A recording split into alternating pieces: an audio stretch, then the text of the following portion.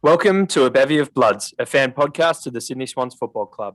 My name's Noddy, joined as always by Stevo, and in this episode number 18, we're going to talk about the game just played against the Eagles, a quick VFL update, a few general topics in the AFL, the game ahead against the Bulldogs, and finish off with all of our tips for the rest of the round.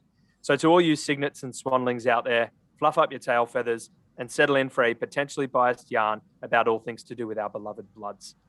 Last Sunday afternoon on the 4th of July, in front of almost 10,000 people at GMHBA Stadium in Geelong, the 6th place Sydney Swans defeated the 7th place West Coast Eagles by 92 points, with a final score of 18-10-118 to 3-8-26.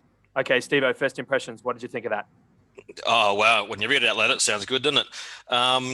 Look, finally a game I'm looking forward to watching the replay of, to be honest. I mean, I'd say we got spoilt. I think in the first 3 weeks of the year, we had some really good wins. And this is probably the first win since the Richmond one that I've been genuinely excited rather than just glad we got the job done, which was the case against, say, your St Kildas and your Collingwoods or whatever, or glad we got away with it, which again was St Kilda and some of these other shorter ones we've had. So yeah, really nice just to have one that I'm looking forward. I was looking forward to watching the tape of. And look, we got a good team that had a bad day, and we cashed in. I mean, they were really poor. The media focused on it, but I think that we were also really, really good. And it's not like we've come out and thrashed a bottom 4 team. We didn't belt one of the teams that's won a couple of games this year. This is a team that until 2 weeks ago was being talked up of a top 4 finish. So really great win.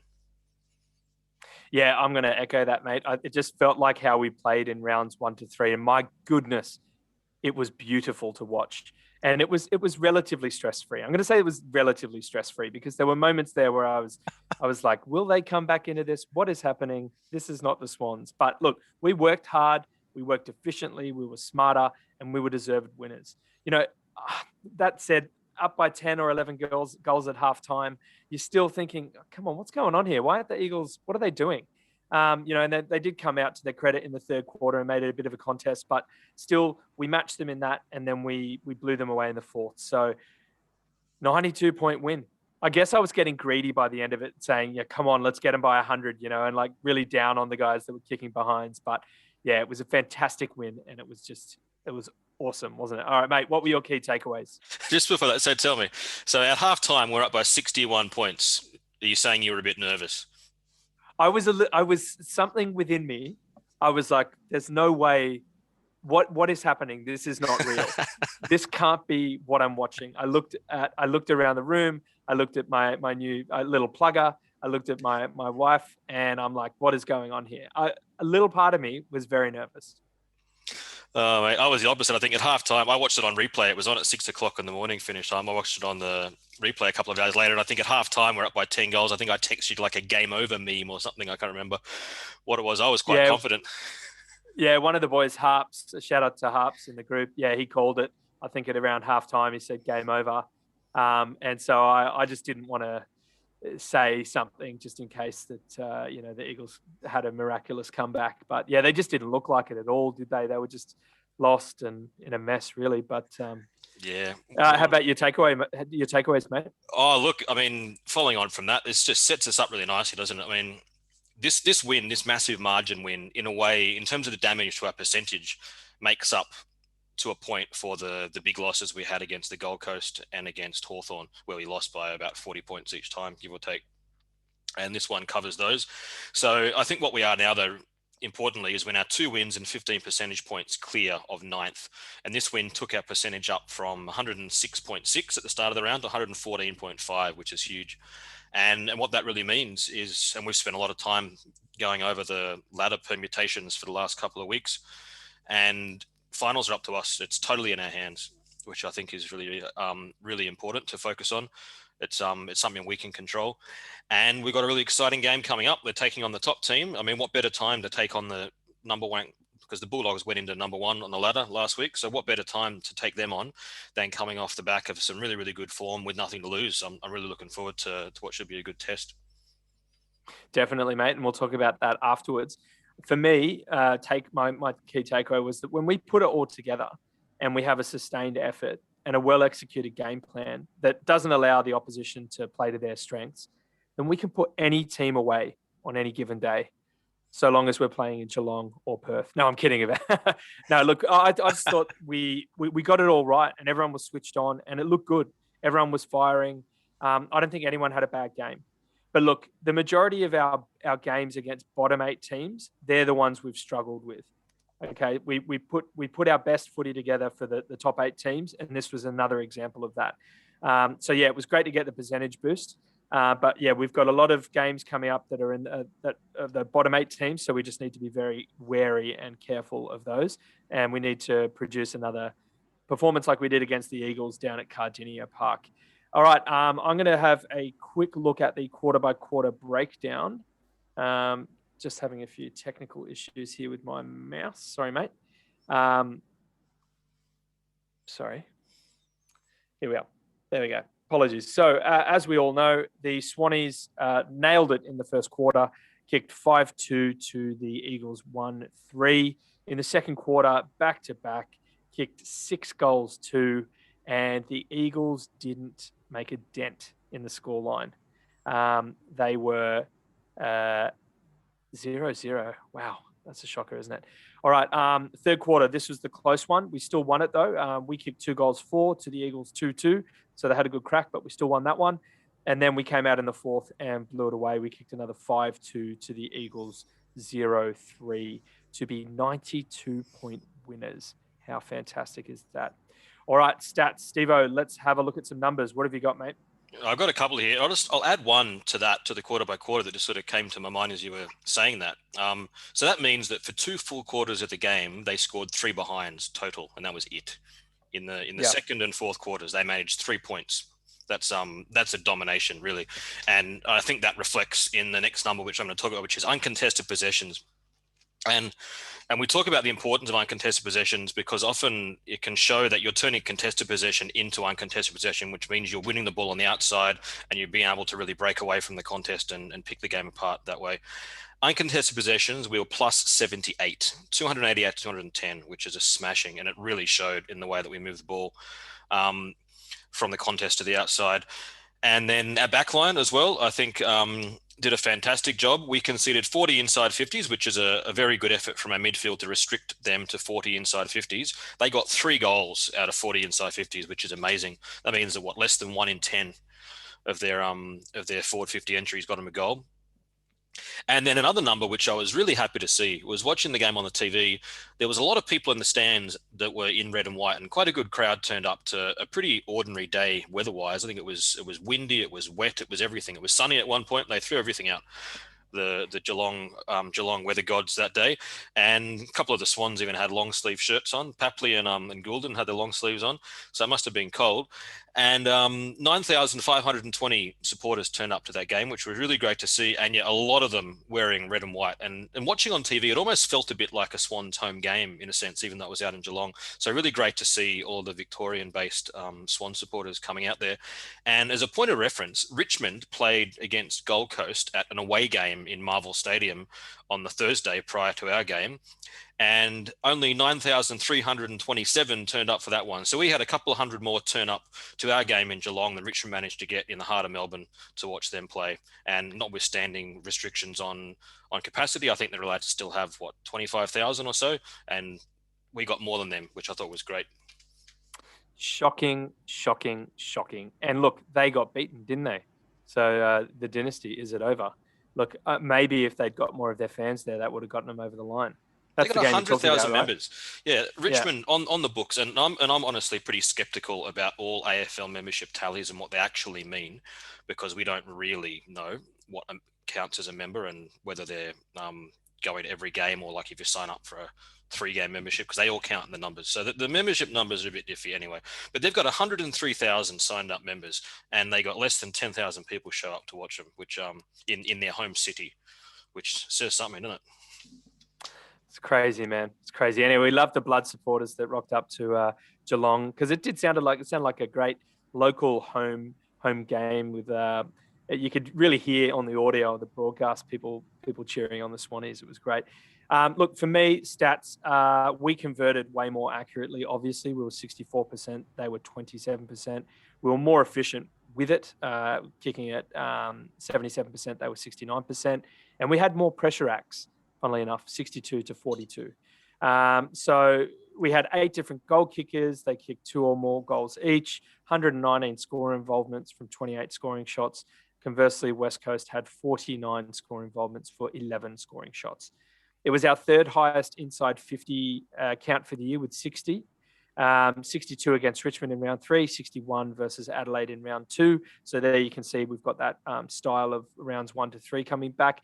And it was the biggest positive inside 50 differential. As you mentioned, we only conceded 40. So we were up plus 20. The next highest we've had this year was again against Richmond in round 3.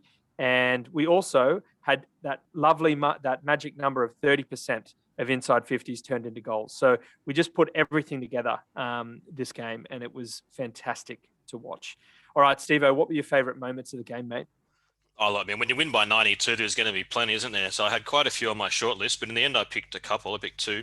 One of them is Errol Goulden. I talked about him last week, and I'm going to talk about him again, and I'm sure I'll talk about him plenty for the rest of the year as long as he's playing, because this kid is a special prospect, I think.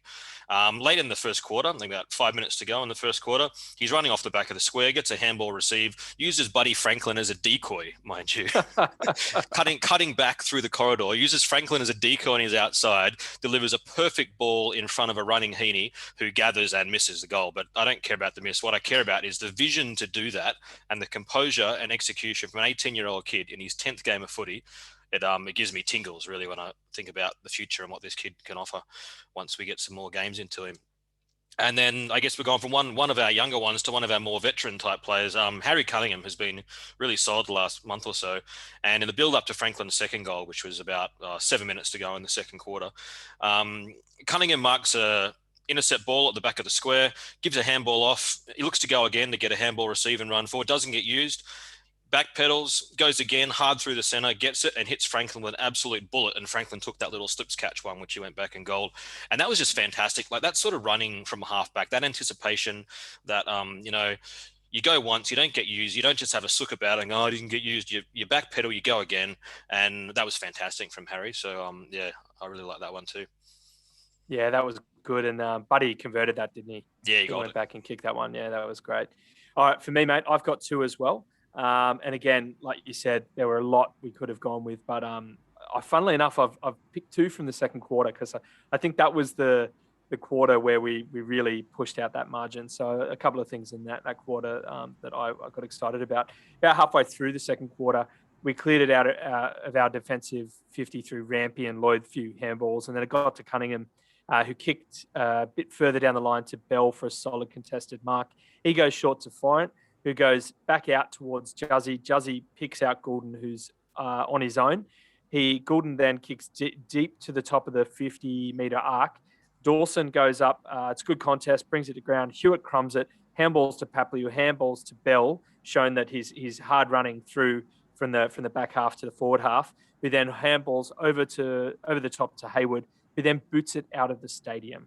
I love that. I thought that just was a perfect transition from back to front. And the other thing is there weren't too many of our senior players involved in that, other than when we exited out of the defense with Lloyd and Rampy and Cunningham.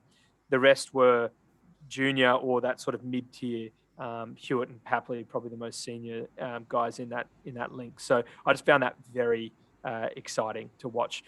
Similarly, also in the second quarter, about 7 minutes and 50 seconds remaining on the broadcast, Joel Amartey Party. We'll talk about him in a second. He beats Nick Nat in the centre stoppage, the ball up again. He taps to Hewitt, who just misses it. Shuey sort of taps it onto Kelly, who looks to handball inboard. Amartey, following the play, intercepts it. He sticks a hand out, just grabs it, runs and kicks inside 50 to Franklin, who I think he made a contest of it, I believe, brings it to ground in the contest. And Wicks, that's right, Sammy Wicks was roaming free. He crumbed it and basically took it to the goal line, stepped in and out, and a little bit of candy, and then similarly kicked a goal from right on the goal line. I don't know if he kicked it out of the stadium, but for me, that was one hell of an Amartey party. That was unreal, hey? I think he kicked it all the way to the Great Ocean Road. Yeah, like so. I just thought those two moments, and again, there were a lot of moments that we could speak about. But yeah, I was just I was pumped with those. It was unreal. All right, mate. Well, let's move on to the ABOB medal. So in this, we're going to talk about our 5 best Swans players on the ground using the 5-4-3-2-1 scoring system, with 5 points being the best. Of course, the ABOB medal, a bevy of bloods medal, as judged by Stevo and me, totally unofficial. Stevo, who were your top 5 players? Okay, it was actually tough this week. I mean, I've given 5 to Mills. I thought he was a standout best on ground, but then the others, there was a lot of players who played well. So there was a lot of guys who probably were unlucky not to get votes. Unlike a couple of weeks ago, where we were struggling to find blokes who deserve votes, and now it's so much nicer, isn't it? Do you feel like you're in a better mood reviewing a game that we played really Yes. well? Yeah, me too. Absolutely, absolutely. Yeah, it makes everything nicer, and you just look forward to it, don't you? Yeah. Okay, so 4 votes went to Ollie Florent, 3 to Tom Hickey, 2 to Dawson, and 1 to Hewitt. All right, mate. I had Mills for 5, Florent for 4, Jakey Lloyd for 3, George Hewitt for 2, and Jordan Dawson for 1. So we had everyone the same except for Hickey in 3 for you and Lloyd in 3 for me. So do you want to just talk about these other guys, or should we just go on to our differences? Yeah, I mean, we can pretty much agree. Anyone who watched that game would agree that Callum Mills was best on ground. We can probably just skip over him. He was dominant. He had a Let's game. talk just a All right, second go to on. talk about. He's Go on. so good. How good was he? He's so good. I'm so like, okay, all right. You've got some stats there. Read them out. What? Because I think I added a couple, but what? How did he play? He Give it to me was in he was numbers. everywhere. He was all over the field. 35 touches. First at the Swans for clearances. First at the Swans for inside 50s. First at the Swans for uncontested possessions, and third at the Swans for score involvements. That is a damaging midfield performance if ever you saw one. And I do not understand why this guy is not getting talked up more in All Australian contention. Yeah, just some of those numbers there you shouted out. So 8 contested possessions, 26 uncontested possessions, 2 centre clearances, 5 stoppage clearances, 9 score involvements, 659 meters gained, throwing 4 tackles. Man, so good. How good is he? He's just like he's so consistent now. I think he's probably our most consistent player. I mean, he's winning this medal right at the moment. So sort of stands to reason. But it's such a pleasure to watch him. And all those the fracas as well, the melees as it were. He's in there defending the players. Like he is like proper captain material, isn't he? Like he's just yeah, I don't know. I get excited when I watch him. When he's in this kind of form, he's just a gun player. Man, Yeah. he's got to be all Australian. Got to be. He's got to be at least in the conversation, surely. I mean, he's had a really, really dominant year in a team that's, pushing into finals contention. So surely they got to talk about him. But, I think they decide in the first 6 weeks who the All-Australian team's going to be. Then the media spends the next 10 rounds of football pumping him up, and then they pick it, and that's it. Yeah, and let's face it, most of them are Victorian. But let's keep complaining about this. Maybe they'll listen and throw Millsy into the mix. But all right, Ollie Florent, just really quickly, I thought he was pretty good. I was a bit down on him for not kicking that the goal. I think he had one clear shot. I think it was the end of second quarter. But yeah, other than that, he was great, wasn't he? He was very consistent. Excellent. Yeah, I mean, like if Callum Mills was the captain of the game, then Ollie Florent was like the first lieutenant, wasn't he? He just, like, if I've got written down here, he was second in uncontested possession, second in score involvements, and third in inside 50s. So he was really, really effective in the way that we were moving the ball. He had a great game. And I think he was one of the players you called out a couple of weeks ago to stand up. So it's good to see him following through on your subtle rocket there, Stevo. So, all right, let's talk about Dawson and Hewitt before we go to Hickey and Lloyd. So, all right, Georgie Hewitt. I'm just going to say keep him in the midfield because, yeah, we know he can play down back. He stepped in and helped out, but doesn't he look better in the midfield? Whether he's tagging or just a pure midfielder himself, he just looks way better there. Yeah, and he's a very good player around the stoppages. He's a very smart player. He uses the ball well. I agree. I like him much better in the midfield. And also, I think, and I was chatting with my brother actually about this last week. And in a backline with Hewitt, Lloyd, Cunningham, and Fox as the smaller options, it feels a little bit same, like quite a bit one-dimensional. So I think having Hewitt back in the midfield and then Blakey, who we'll probably talk about a bit later on, Blakey coming in now and giving that real bit of dash off the halfback balances us out a bit better. Definitely. Lizard. Wow. All right. Not here though, because we'll have a few honourable mentions that we'll get through. All right. So Jordan Dawson. I'm just going to say it seemed like when Blakey was on that halfback, Dawson was swung forward, and he kicked a couple of goals. And how many disposals did he have there, Stevo? I think 25. You got 25 touches. 25. That's great. Yeah, that's great. I think he maybe missed. I think he got it behind.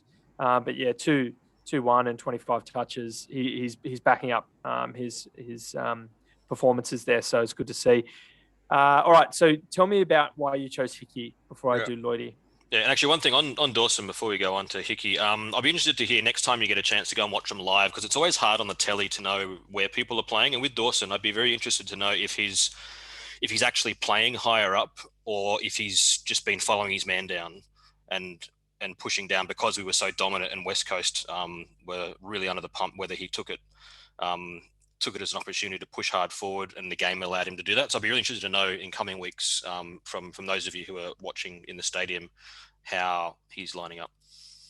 Stevo's giving us some homework. We might not even have another home game, so we'll have to. We'll talk about that later on.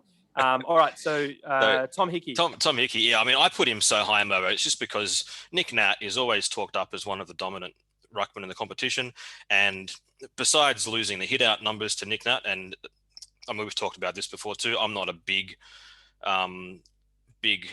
advocate of looking at hit-outs as an indication of ruck dominance necessarily, because it's what happens after you win the hit-out that's more important. But around the ground, he killed him. He had 22 touches to 15, 13 contested possessions to 8, 4 marks to 1, 6 clearances to 3. And Hickey was on the ground for 86% of the time for us. And West Coast only got 64% of game time out of Nick Nat. And this has always been my biggest knock on Nick Nat, is that, okay, great, you're one of the best ruckmen in the comp, but you're only on the field for 2/3 of the game. So it'd be lovely to have you for more time. And Hickey gives us that. He gives us that constant run. And we don't need to play a second ruckman because we don't need it. We can have Amartey instead, whereas the Eagles have to play a second ruckman to accommodate Nick Nat's game time. Yeah, Vardy, and he was slipping all over the place, wasn't he? But all right, so I chose Lloyd purely for the fact because I called him out last week. He had a quiet game against Port. I thought he'd bounce back well. He had 26 disposals, 23 of them effective, 7 marks, 3 inside 50s, 3 rebound 50s, 5 score involvements himself, and 329 meters gained. So that was, I think that was a solid bounce back from Jakey Lloyd. So I was pleased to see that. All right, mate, let's do a very quick, because we're up and about, we're buzzing. We had a 92-point win. Everyone played well. Let's have a couple of honourable mentions. We mentioned Lizard a second ago, Amartey. I'm just going to start with Amartey, okay? And yes, kudos to those boys. I don't know if they were his mates. They probably were. But Amartey party, I think maybe that puts that question on how to pronounce his name to end. Even at the beginning of that game, the commentators were still calling him Amartey. So I wonder if this is an exclamation point to how his name is to be pronounced, Amartey party. But anyway, 2 goals, 12 disposals, 2 contested marks, 4 hit-outs against Nick Nat. How good did he look against Nick Nat? And 4 tackles. I thought that was great. Have you got any honourable mentions there, mate? We'll go back and forth. Yeah, I mean, the other one that I liked the game of was Justin McInerney. I thought he did really, really well running up and down a wing and getting a lot of his ball behind 50, so helping out the back line a lot with the transition. He had 22 touches in the end, took some marks, and also when we saw this week, he got his second Rising Star nomination for his efforts. Yeah, no, he's unreal, isn't he? So he got his first one last year against the D's in Cairns, where he bobbed up to kick 2 goals. But yeah, I think he was probably more influential in this game because he was also going hard at it, wasn't he? I mean, you saw he was launching himself into contests, and he came off second best a couple of times, but yeah, he just stuck with it, and it was really pleasing to see him.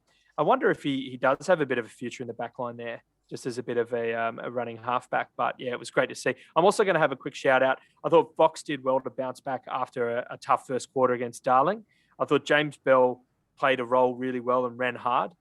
Tommy McCartan he had our highest number of 1%ers with 11. I thought that was a massive effort to help the other tall, Rampy down there, keep those three talls very quiet.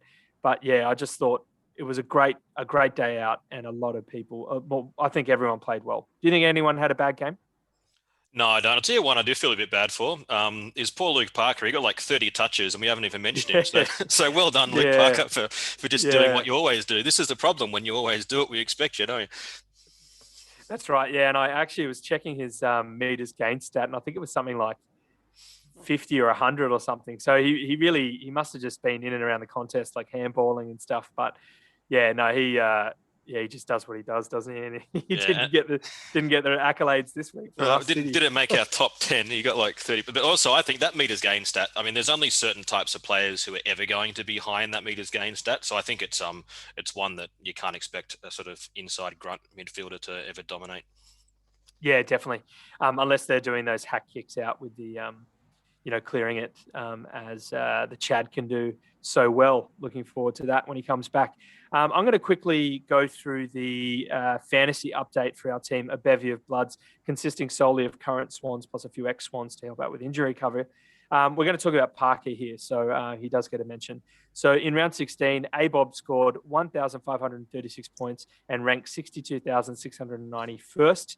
A 50,000 place improvement on last week's score. Thank you, Swannies, which leaves us sitting at 69,772nd overall, about a 1,000 place improvement on last week overall. Two of the top five high scores of the game were Swannies. That was Mills in third and our boy Lukey Parker in fourth. The highest scoring Eagle was Dom Sheed with 129, which was also the game high. The top five Swans were Mills with 116, Parker with 100, Dawson with 98, Florent with 95, and Buddy Franklin with 92. A few good things were that the top five Swans reads almost exactly the same as last week. Last week it was Mills, Parker, Dawson, Franklin in the top five for 2 weeks in a row. And Lloyd bounced back, obviously, to score a respectable 90. A few negatives was, I think it was Hayward, Papley, and McCartan were the only Swans to score under 50 points each. All other Swans were 64 points or higher. Coincidentally, 64 points was Robbie Fox. In terms of trades, I'm so glad that the Amartey party has rolled on and kept spot. He was solid again. He scored 70. We'll have to wait and see whether or not Warner, Campbell, Stevens, these guys can come back in. But I think we'll touch on that, whether or not they're able to, based on COVID stuff going forward. Other than that, you would imagine the same team holds. So we'll have to just watch and see how we go, how the team gets announced next week, or this week rather, for the Dogs game. All right, VFL update, Stevo. Can you give us a bit of an update there, mate? Yeah, I mean, you just mentioned COVID stuff and the impact on the VFL this last couple of weeks has been massive. I mean, it's just taken a chainsaw to the Swans VFL team. Because we've only got a small group of players in Victoria at the moment, we've also got a very, very small group of players who are able to play VFL. And so the rest of them are getting topped up by NAB League, so sort of like under 19-year-old players from the NAB League that are topping up the Swans VFL team at the moment. So this week we played on Sunday evening, lost to Frankston, who are around about finals contention. So not a terrible team, by 28 points. Again, with a very small number of AFL listed players, only 8 of our AFL listed players played in the game. All the rest were top-ups.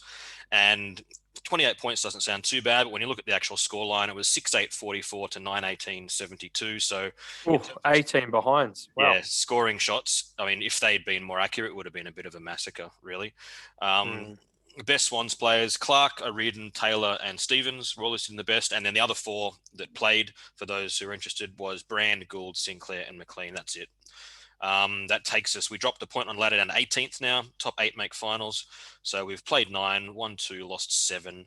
And our next game is against Footscray, which is the Western Bulldogs affiliate, who are currently first on the ladder. So probably a tough day out. Going to be at a as yet undisclosed time, location. They're still waiting to fix it all up. But yeah, next game's against Footscray. So Yeah, probably another tough week for our very depleted reserves team. You would imagine. I think, are we going to talk about the remainder of the squad in this section? Those players that are in Newcastle, or we touched on that last week? We don't need to go over that again. Yeah, as far as we know, and this is only from media reports and stuff that we've seen, as far as we know, everyone who didn't either play against in the reserves last week or row bottom or the 22 who played in the seniors, so that's 31 players, everyone else seems to be in New South Wales. Some may be still in Sydney, we're not sure. Some have been sent to Newcastle apparently, so they can gradually get out of the quarantine requirements, but again, we don't have any clear info on that. We'll update when we get it though. Okay. Either way, the Bulldogs are running hot, aren't they? First in the seniors and first in the VFL. So yeah, looking good. There's some good depth there. All right. MRO tribunal. Just really quickly, Luke Shuey was charged with striking Cal Mills. Second quarter, deemed careless conduct, low impact, high contact. Can accept $2,000 sanction with an early plea. I think at one point David King suggested maybe it was Callum Mills' fault that he got hit in the head. I don't know if he was barking. Did you hear him say something like that? No, but I hear him say a lot of stuff and I tend to ignore a lot of it. Oh, it's probably wise. All right. Also, Jermaine Jones and Tom McCartan were charged with engaging in a melee. If I'm saying that correctly, in the second quarter, they can both accept a $1,000 sanction with early pleas. All right, so that brings us to the end of the review. We're going to move on to the next segment, which is a general chat about a few things going on in the AFL. So I think we're going to talk a little bit about the Swans and how they've launched their AFLW bid. So allow me to kick off, Stevo, and then we can just have a bit of a discussion. As I understand, the next AFLW season will begin in December this year to give a 10-round competition clear air and prevent an overlap with the AFL competition. The grand final will be held in March, or mid-March rather, in 2022. The next season, season 6, will include only the existing 14 teams. The clubs without those AFLW teams, namely Essendon, Hawthorn, Port Adelaide and Sydney, have been invited to submit proposals by July 9th as to why they should be included as early as season 7. And so season 7 is this year, the end of this year, is that right? End of 2022. So a season's going to start now in December. If I've read this right, a season will start now in December, which will be season 6, and then season 7 will start towards the end of 2022. Oh, right. Okay. And then all clubs will be in the league by season 8, which will start at the end of 2023. Is that correct? Yep. If I've understood the AFL release, like information release, right? Okay, mate. All right. Well, share your thoughts. I know you're passionate about footy, men's and women's rather. So let me know what you're thinking on this. Yeah, look, I mean, I love the AFLW, and when the season was running, we spent quite a bit of time talking about it, and we did mention several times, wouldn't it be lovely to have a Swans team in there so we have someone to barrack for? Because I'm watching all these games in the AFLW, and you don't really care until it's your own team, and I couldn't bring it to myself to actually pick a new team, so I tended just to follow favourite players rather than a team. So I've been watching a lot of Carlton games because my favourite player, Darcy Vecchio, she's a gun. Watch her, was playing for Carlton, so I watch them a lot, but I don't really want Carlton to win, so it's a weird feeling. So I'd love the Swans to have a team in this, but there are some hurdles that need to be overcome first for the Swans bid, in particular, the issue of a place for them to play and train. The Swans bid has been based around this new Hall of Industries development in Moore Park in Sydney, near the Swans men's facilities. That got stalled because of COVID, so that hasn't come forward as they'd like, and they're hoping that it will. So that they can get their bid back on track, because they have problems in Sydney of AFL venues that are actually AFL standard. It's always been a problem, especially in central Sydney, like in the Swans catchment area. So Lakeside Oval, where the Swans reserves play, doesn't have spectator facilities or anything decent. I mean, we watch games, it looks like they're filming it with a handheld phone, like a video camera. So, and there's no stands, there's no amenities for spectators there. The SCG is going to be hosting cricket during the summer, so moving the season to November or to December through to March means cricket has access to the SCG. We can forget about the SCG. And then Blacktown and Homebush, which do have appropriate facilities, are probably a bit too far outside the Swans, area. They're in Giants heartland, and the Giants already have a team. I would suggest just off the dome, Henson Oval Marrickville, because that's got a stand and it's a pretty decent park. And that's where some of the preseason scratch matches are taking place, even with the men's. Otherwise, there's a park over, I think it's in Sydney Park, on the cusp of Newtown and St. Peters. There's a fairly decent oval. I don't know if it's AFL or AFLW standard, but they're two parks that come to my mind right now, but I don't know if they're in the frame at all. But have you ever played on either of those grounds, Stevo? Yeah, I played on Henson Park years ago. That was a good field, but it's a long time. I mean, it's more than 10 years since I played this. I really don't know what it's like now, but it was always a good field. I think we played some preseason and stuff there, and it was always a good venue. But the other one, Sydney Park, I haven't played down there, so I'm not sure about that one. Yeah, right. Just a little anecdote, just a personal anecdote. One of the first dates that I went on with my now wife and mother of firstborn was at Henson Oval for a preseason game against the Giants, and I'd prepared like an info packet about AFL and the Swans list and all that.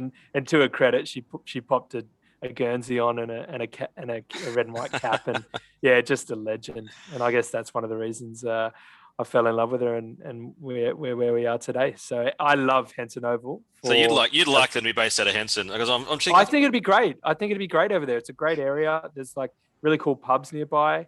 I think the ladies would look good out of Henson. I think I love the vibe of it. But yeah, they used to play. I think it was preseason. I think also finals. Did I say preseason before? I meant finals. They used to play a lot of AFL Sydney finals out there, I think. Going back. Oh, okay, that makes sense. It's quite a big space, and you can fit a lot of people in. Anyway, we're digressing. Yeah, Sorry, mate. So this is the thing with the Swans women, is that they need somewhere for them to be based before they. Yeah. So and they have to figure that out. But then my question really more. I mean, I would love to have a Swans team in the AFLW. I would really love to be able to watch them and follow them. But I'm not convinced that the AFLW is ready to expand quite yet. They're already at 14 teams, and they will expand to 18 within a couple of years. It's going to happen. It's already, I think, been rubber stamped. Really, it's just getting everything into place. And a lot of players have been quite critical of expansion. Very recently, Premiership coach Craig Starcevich from Brisbane Lions has also been very cautious about expansion, and the main reasons behind that is this idea that the talent pool still needs to develop and the competition needs to be stronger before it expands, and that's where a lot of the skepticism, I guess, around further expansion, because of course clubs want to do it because it's good for their brand and their image and growing their club in general to have a women's team, because you expand your market considerably. But whether it's the best for the AFLW competition itself remains to be seen. If we look at the recent years, I mean, we've had 6 teams come in since the original 8 teams that started the season, so the thing in 2017, and 5 of the recently added 6 teams, which is Geelong from 2019, Gold Coast, Richmond, St Kilda, and West Coast from 2020. Those 5 teams, all recent expansion teams, occupied the bottom 5 ladder positions in this year's AFLW comp, with a combined record of 9 wins, 36 losses. Gold Coast didn't win a game. Geelong won 1. Like, the expansion teams have struggled. North Melbourne, who came in 2019, finished 6th with a 6-3 record, got knocked out first week of finals. So the expansion teams are not doing well, and 4 of the top 5 teams this year had percentages over 180%. So we don't have an even balanced competition yet. I would like to see just a couple more years to get to the point where the AFLW is really, really strong and balanced, and then bring new teams in. And if that means waiting a couple of years for me to get to see the Swans women, then I can deal with that. But I understand the impatience of many. I get it. So you're about I guess getting the quality up there, and then getting behind the team, rather than I guess where they're at the moment. Is it Field of Dreams, that film with I think it was Kevin Costner? Was it the quote is, if you build it, they will come?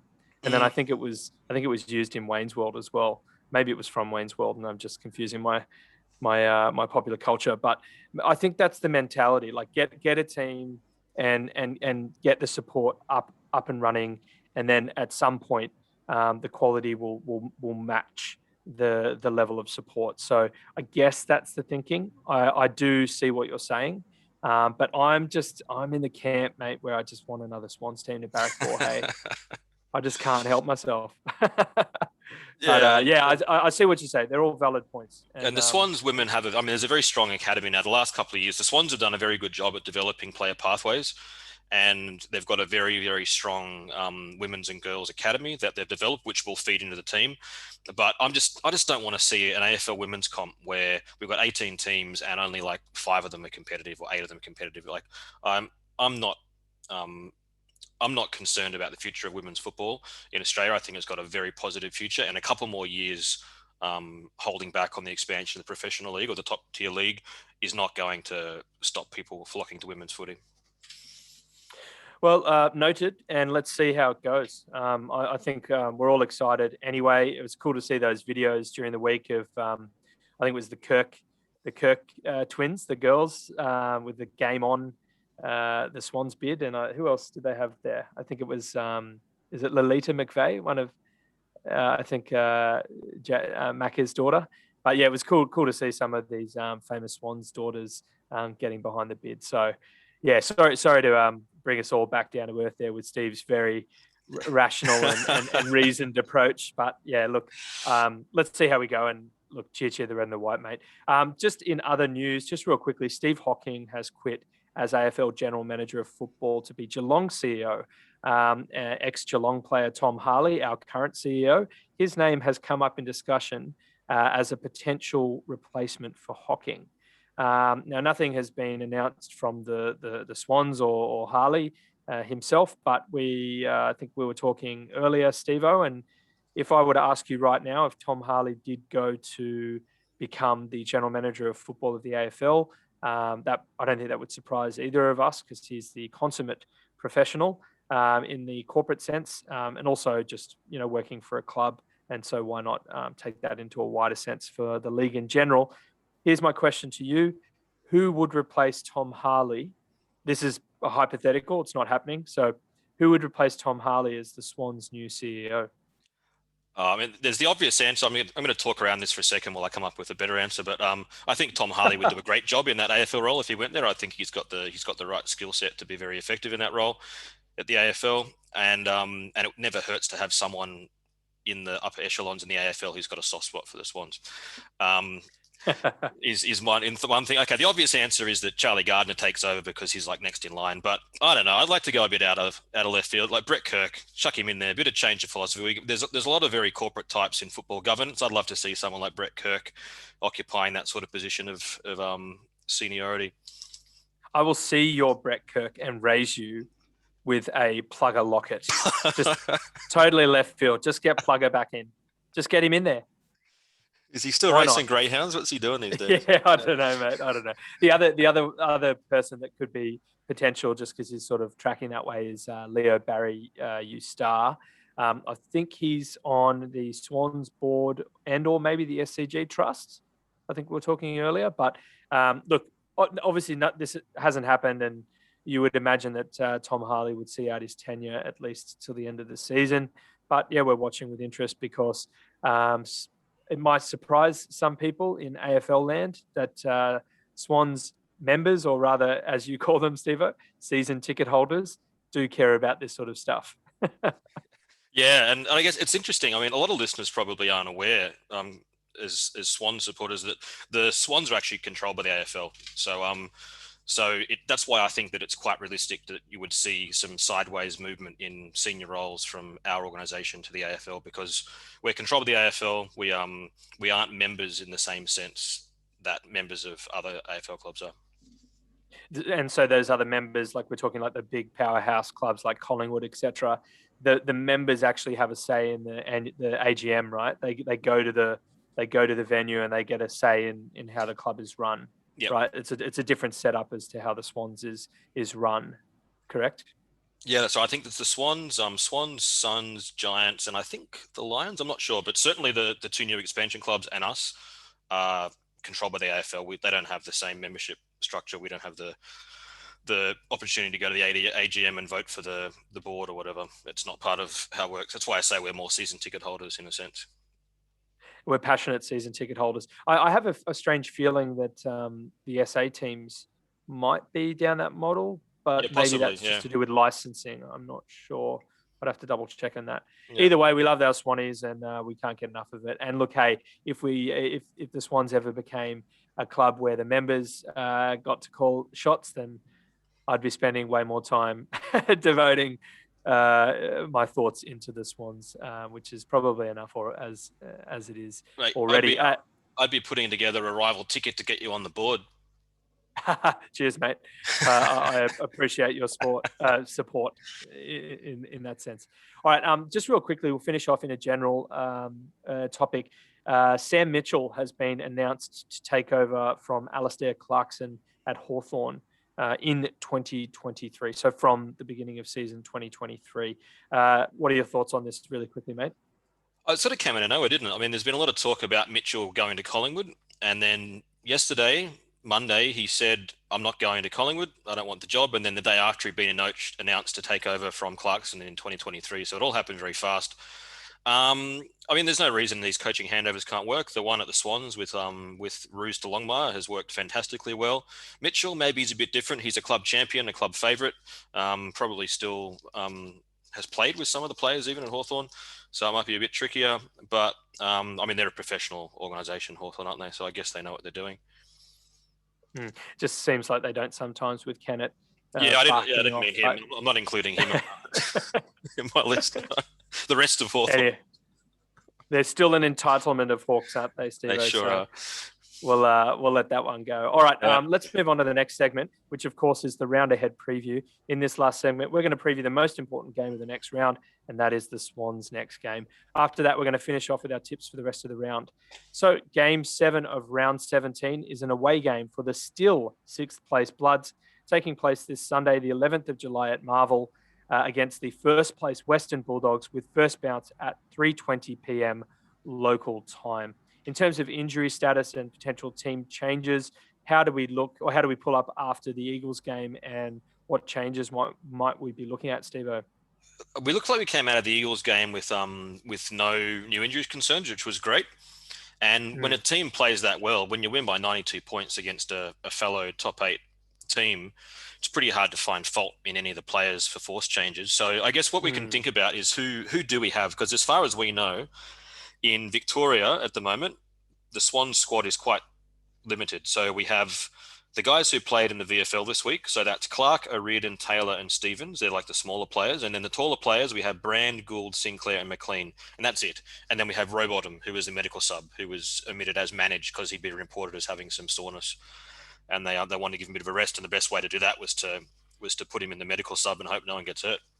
So it could have backfired. Like he might have had to play a full game. Someone comes off in the first 5 minutes, but they took the risk and it came off. So he got his week off. So that's who we have to pick from. Is there anyone that you drop?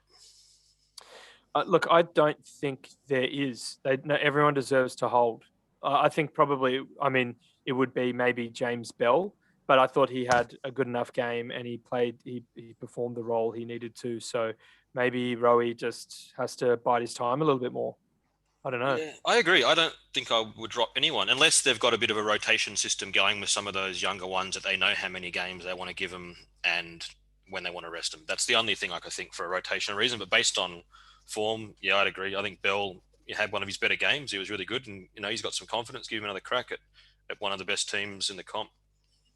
Exactly. See if he can back it up. It's an exciting prospect. Yeah. I think you were saying there's a few players that are not in the frame that we should probably mention, and they might be still based in New South Wales on the back of ongoing or recovering from injury. And who are they, Stevo? Yeah, the ones that are relevant to senior selection, at least, is Sam Reid, Lewis Milliken, Braden Campbell, and Chad Warner. They're the four that you would think would be ones who were contenders to come into the 22 in the final part of the season, but all of them are still listed as injured. I think Reid is meant to be the closest to recovering out of them, but the rest of them are all listed as like a couple of weeks.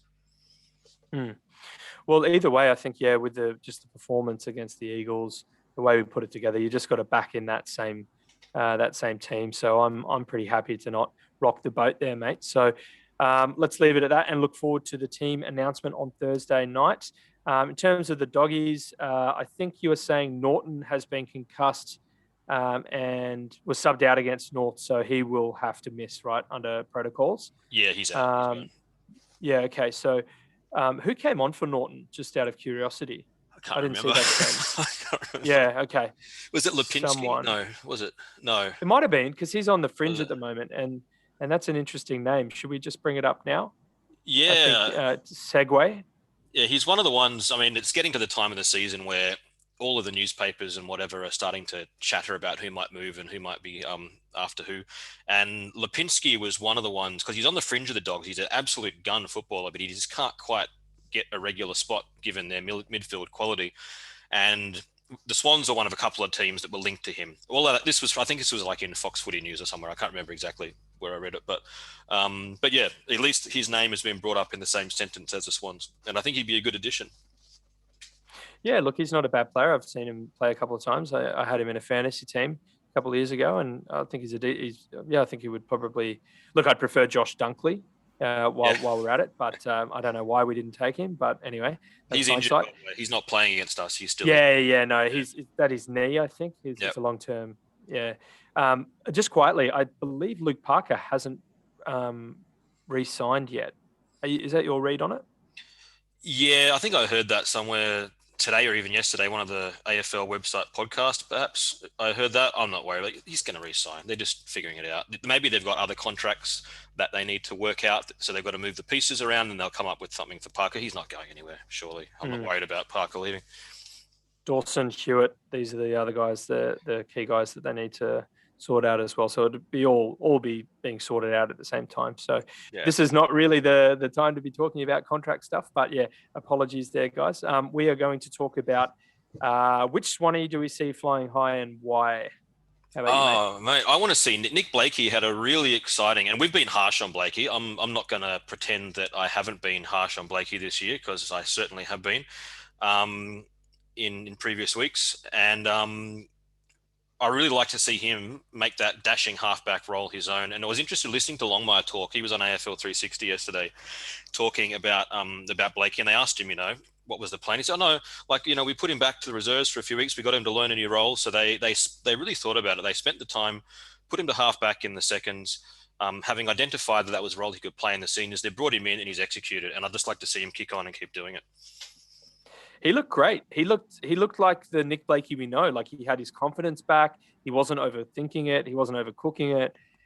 He had some great touches, and yeah, look, he does have that height, so that'll help. I know he doesn't have the body mass to match with like a Jack Darling or whatever, but it does help to have a little bit of extra height. We saw a lot of times in the Eagles game where he'd jump over the pack and spoil. So he's certainly got that ability. So yeah, it was exciting to see, wasn't it? Maybe Lizard is going to be a halfbacker going forward.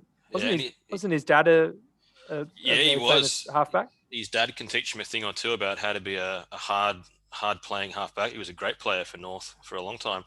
And I think he's a line breaking player, Nick Blakey too. He's one of these guys that really cuts through lines with his play, and that can be really damaging off the halfback line.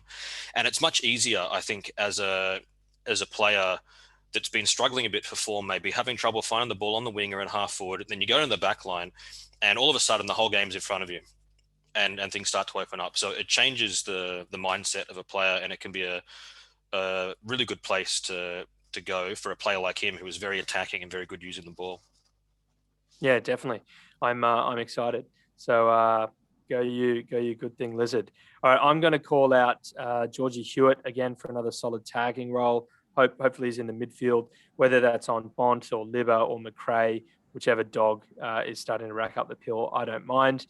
But yeah, just I'm pretty keen to see him in that midfield mix again. So in terms of the opposition and the danger players, which Bulldogs do we need to be wary of, mate?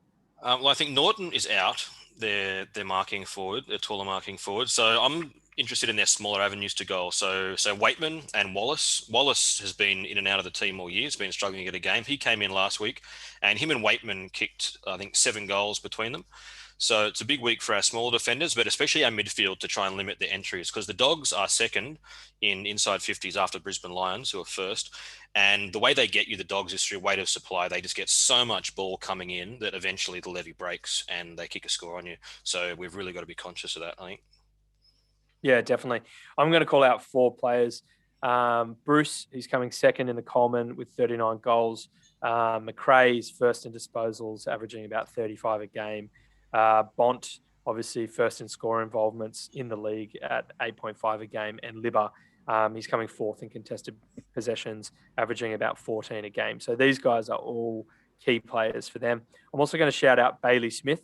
He's still young, but but in that star-studded midfield, he can fly under the radar and absolutely punish teams. So these are the guys I think we really need to be careful of. In terms of winning formula requirements, what do we need to do to get the win this week? I just want to see us play with some dare. Hey, like really take them on and expose their backline. Because if we can get really quick ball into our forwards, I reckon their backline is one of the weaker parts of their team. They've got a very, very strong midfield. If we can break even with their midfield and give some good service to our forwards, I reckon we'll go a long way to maybe getting an upset. Definitely. I mean, like Caleb Daniel, I think would probably be the one player that sticks out in my mind as their smart ball user. But yeah, otherwise, I can't even really remember who's in their back line. So that just goes to show it's all about their midfield and a little bit about their forward line. That's not true. I could probably tell you is it Alex Keith, Crozier, is Gardner. They're their tools anyway. But yeah, I agree with you. I think that's a worthwhile point. The thing I would like to say is that I think the Dogs like to run and handball, a little bit like how we played against the Eagles last week. So maybe we mix it up, take them on when we need to, but also revert to that sort of kick mark style game, which can be frustrating to watch and certainly would go against how we played against the Eagles. But in doing that, it would remove their pace from the game, their danger in the contest, and obviously their ability to score off turnovers. So somewhere in there, I think if we can strike a balance and then bring that intent, it should be an interesting game. In terms of recent form and previous meetings, we obviously avoided a 3-game losing streak by beating the Eagles after that bad loss to Hawthorn and close loss to Port. In terms of our previous meetings, in the last 5, Dogs have won 3 and the Swans 2.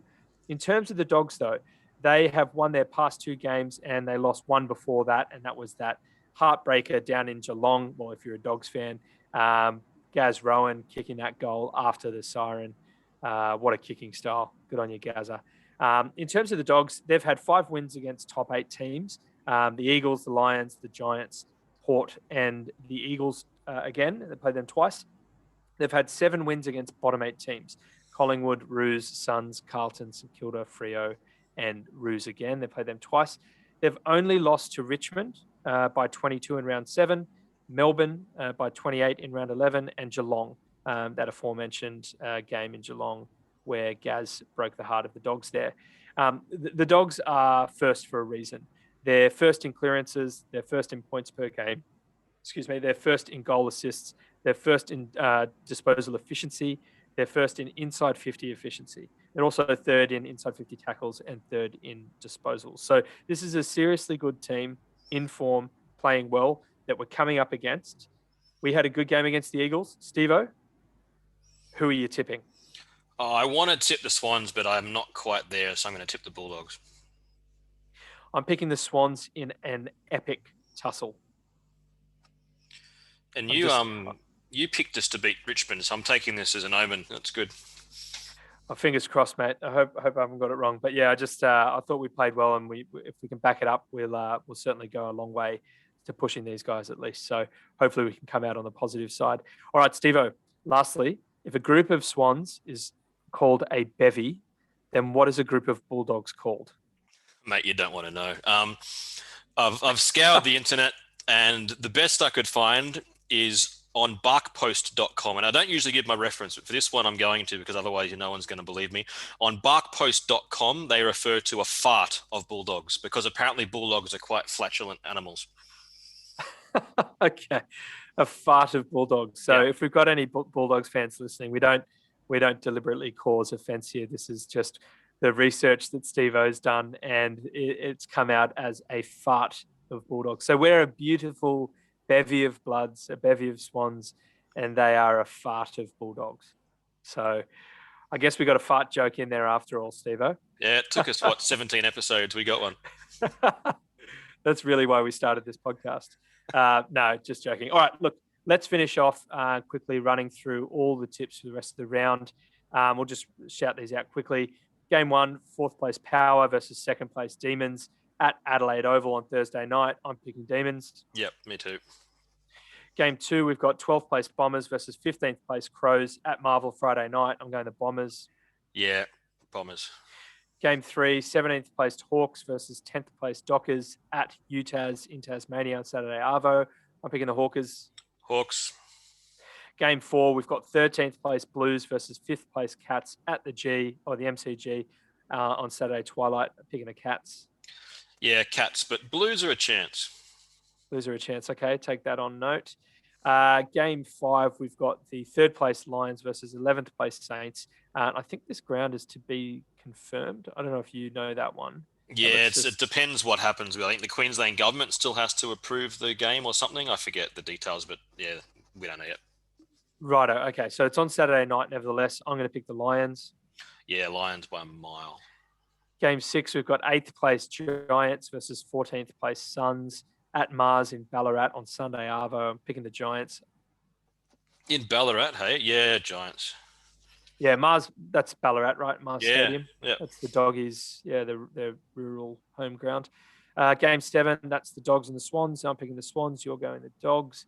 Game 8, we've got 9th place Tigers versus 16th place Magpies at the MCG on Sunday evening. Picking the Tigers, but who bloody knows with the dynasty, hey? They'll be happy to be back at the MCG after a tough away trip to Marvel, so I'm picking Richmond. Awesome. All right, game 9, we've got 7th place Eagles versus the 18th place Kangaroos at Optus Stadium in Perth on Monday evening. It's got to be the Eagles to bounce back, surely. Yeah, just like the Tigers, they'll be happy to be home too. So Eagles for me. Yeah, definitely. All right, well, have you got anything else to mention at this point? No, just let's get into it on Sunday against the Dogs. That's it. Up the buds. All right. Well, that brings us to the end of this episode. On behalf of the Bevy, I'd like to say thank you for listening. We look forward to you joining us next time. Make sure to follow us on Instagram and Facebook at A Bevy of Bloods for updates and announcements. Please also feel free to check out A Quick Bevy with Swans fans on YouTube and Spotify or wherever you check out your videos and podcasts. A Quick Bevy is a 10-minute weekly bonus series by me and another mate, Chris, and probably another mate, Brett, in which we take it in turns, racing the clock to answer some Swans-related questions. Until then, up the Bloods and can you Swannies?